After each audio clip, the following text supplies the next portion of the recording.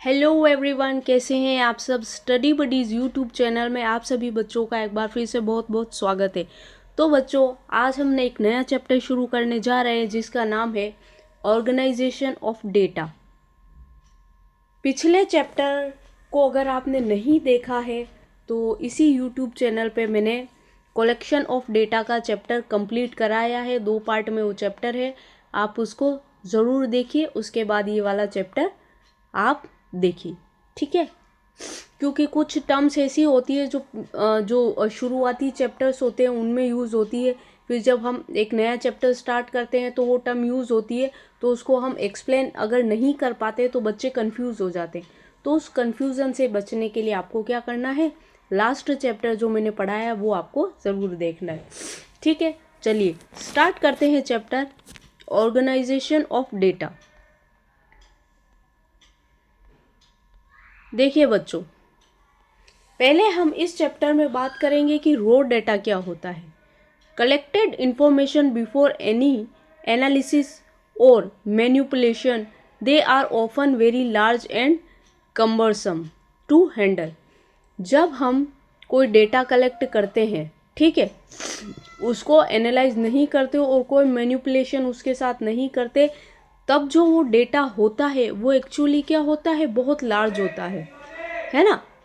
Therefore, proper organization and presentation of such data is needed before any systematic statistical analysis is undertaken.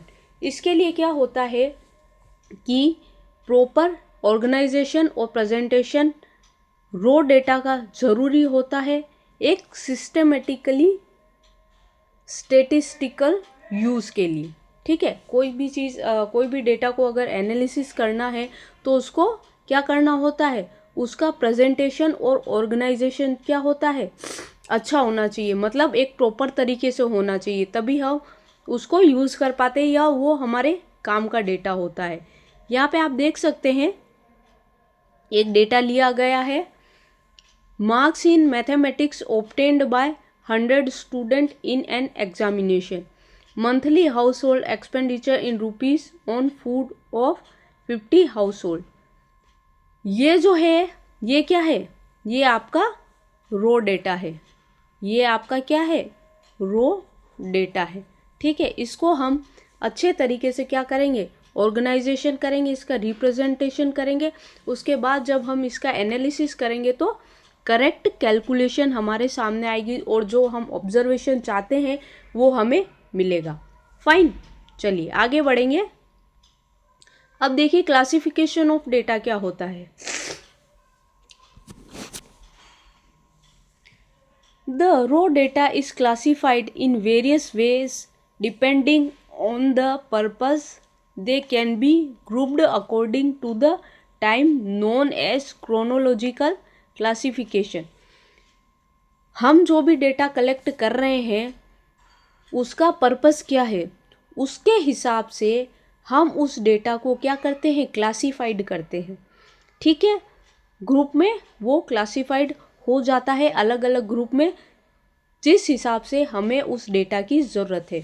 जैसे कि यहाँ पे बता रखा है टाइम के हिसाब से हो सकता है, और जो टाइम के हिसाब से जो कैलकुलेशन होती है या जो डेटा हम कलेक्ट करते हैं या जो हम ग्रुप बनाते हैं उसको क्रोनोलॉजिकल क्लासिफिकेशन कहते हैं, ठीक है। क्या कहते हैं, क्रोनोलॉजिकल क्लासिफिकेशन। फाइन, अब देखिए such a classification data are classified either in ascending or descending order with reference to the time. अब टाइम के हिसाब से उसको क्या करते हैं, असेंडिंग और डिसेंडिंग ऑर्डर में हम क्या कर सकते हैं, क्लासिफाइड कर सकते हैं। Some data can not be measured in quantitatively, this data known as a qualitative data. अब कुछ डेटा ऐसा होता है जो क्वांटिटेटिवली हम यूज़ नहीं कर पाते, यानी कि जो डेटा नंबर्स में नहीं होता है, क्वांटिटी में नहीं होता है, जो क्वालिटी में होता है, तो ऐसे डेटा को हम क्या कहते हैं, क्वालिटेटिव डेटा कहते हैं। और जो नंबर्स में आता है उसको हम क्वालिटेटिव डेटा कहते हैं, सॉरी जो नंबर्स में आता है उसको क्वांटिटेटिव डेटा कहते हैं, और जो नंबर्स में नहीं आता उसको क्वालिटेटिव डेटा कहते हैं। यहाँ पे एग्जांपल दे रखा है, जैसे नेशनलिटी की अगर हम बात करें तो ये क्या है, क्वालिटेटिव डेटा है। लिटरेसी की अगर बात करें, लिटरेसी की बात यानी वो एजुकेटेड है या अनएजुकेटेड, तो ये क्या होगा, क्वालिटेटिव डेटा होगा। रिलीजन की बात करें, जेंडर की बात करें, मैरिटल स्टेटस की बात करें, तो ये सारा डेटा कौन सा होगा, क्वालिटेटिव डेटा होगा। फाइन, चलिए आगे बढ़ेंगे।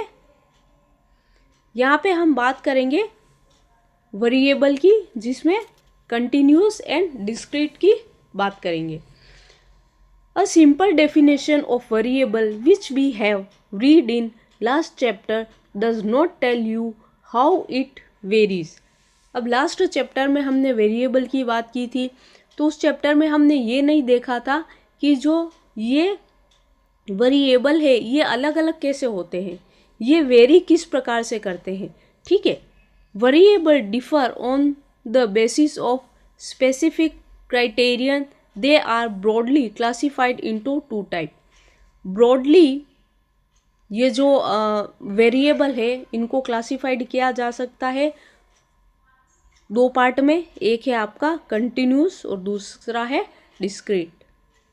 ठीक है बात, चलिए यहाँ पे थोड़ा सा समझ लेते हैं।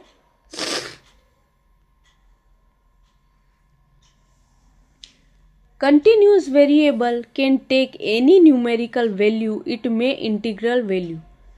Continuous variable क्या होता है, जो न्यूमेरिकल वैल्यू होती है और जो इंटीग्रल वैल्यू होती है, जो फुल डिजिट में होती है। ठीक है, other continuous variables are weight, time, distance. Continuous जो वेरिएबल्स होते हैं वो किस तरीके से हो सकते हैं, एक तो इंटीग्रल वैल्यू हो सकती है 1 2 3 4 5 इस तरीके से। ठीक है, और अदर क्या हो सकते हैं, वेट हो सकता है, टाइम हो सकता है, डिस्टेंस हो सकता है। फाइन, डिस्क्रीट की अगर हम बात करें, discrete variable can take only certain value. Discrete series में क्या होता है, सिर्फ सर्टेन वैल्यूज ही उसमें होती है ना। अभी हम देखेंगे it's value change only by finite jump. अगर हम उस वैल्यू पे कोई फाइनाइट जंप करते हैं या हम एक वैल्यू से दूसरी वैल्यू पे जाते हैं तो वैल्यू चेंज हो सकती है। It's jumps from one value to another but not take any intermediate value between them.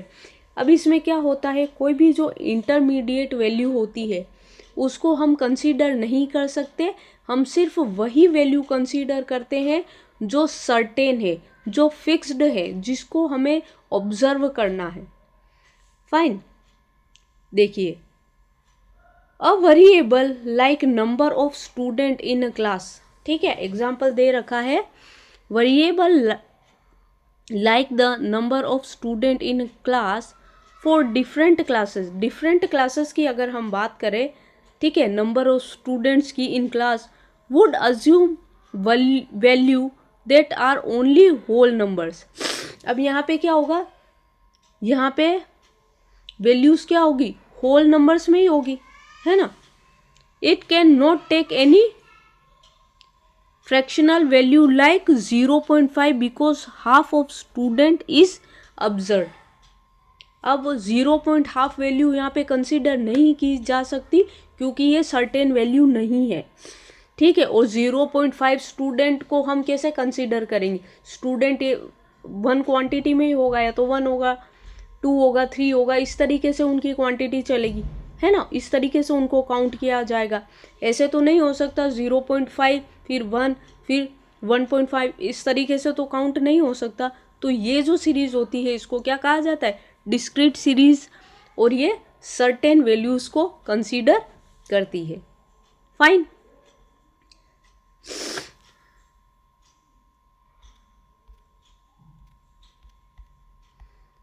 अब देखिए फ्रीक्वेंसी डिस्ट्रीब्यूशन। फ्रीक्वेंसी डिस्ट्रीब्यूशन क्या होता है, a frequency distribution is a comprehensive way to classify raw data of an quantitative variable. Quantitative variable को comprehensively distribute अगर हम करते हैं, जैसे यहाँ पे बता रखा है 0 to 10, 10 to 20, इस तरीके से 20 to 30, 30 to 40, तो ये क्या है? फ्रीक्वेंसी डिस्ट्रीब्यूशन है, ठीक है।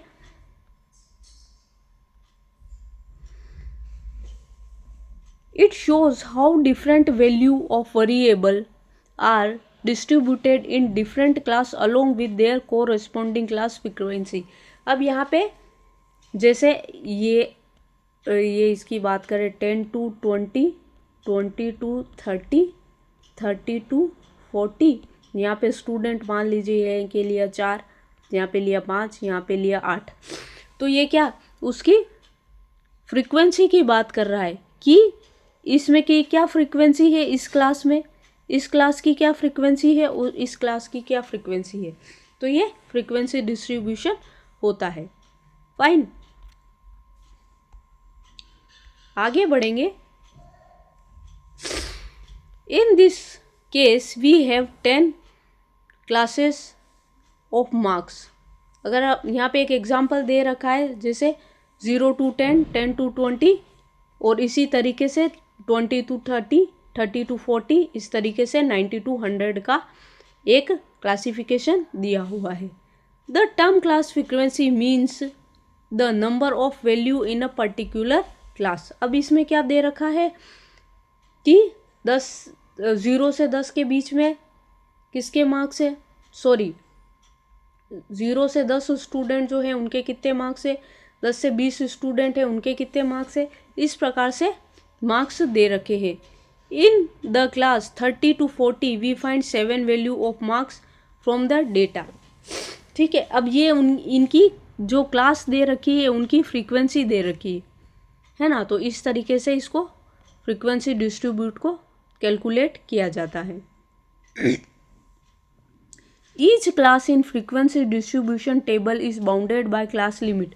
अब 0 to 10 की बात करें और इसमें है 7, तो ये बाउंडेड है, ठीक है। 7, 8, 9 और 10 तक के जो भी आएगा वो यहाँ पे आएगा, है ना,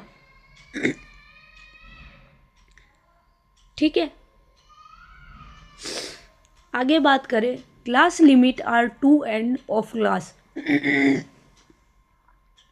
the lower class the lowest value is called lower class, the highest value is called higher class।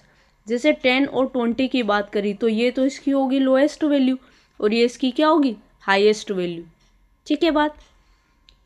Class mid point is the middle value of a class. It lies half way between the lower class limit the upper class limit of a class. इसको calculate कैसे करते हैं, class का mid point कैसे calculate करते हैं, upper class limit को लेंगे पहले हम, फिर लोअर क्लास लिमिट को लेंगे और उसको 2 से डिवाइड कर देंगे, तो हमारा क्या आ जाएगा, मिड पॉइंट क्लास आ जाएगी, ठीक है, क्लास मिड पॉइंट आ जाएगा। फाइन, चलिए आज की क्लास को यही ख़त्म करते हैं। नेक्स्ट क्लास इंटरवल के बारे में हम नेक्स्ट क्लास में पढ़ेंगे, क्योंकि क्लास ज़्यादा लंबी हो जाएगी नहीं तो। आपको ये क्लासेस कैसी लग रही है, अगर आपको समझ में आ रहा है, आपको मेरा एफर्ट अच्छा लग रहा है, तो प्लीज़ चैनल को लाइक, शेयर और सब्सक्राइब ज़रूर कीजिए। आपके एक शेयर से, एक लाइक से, एक सब्सक्राइबर्स से हमें बहुत सपोर्ट मिलता है, ठीक है, हमारा जो मोटिवेशन होता है वो बढ़ता है। आई होप आपको अच्छा लग रहा होगा। अगर आपका कोई सजेशन है तो प्लीज़ कमेंट बॉक्स में शेयर करिए। मिलते हैं अगली क्लास में। Thank you so much.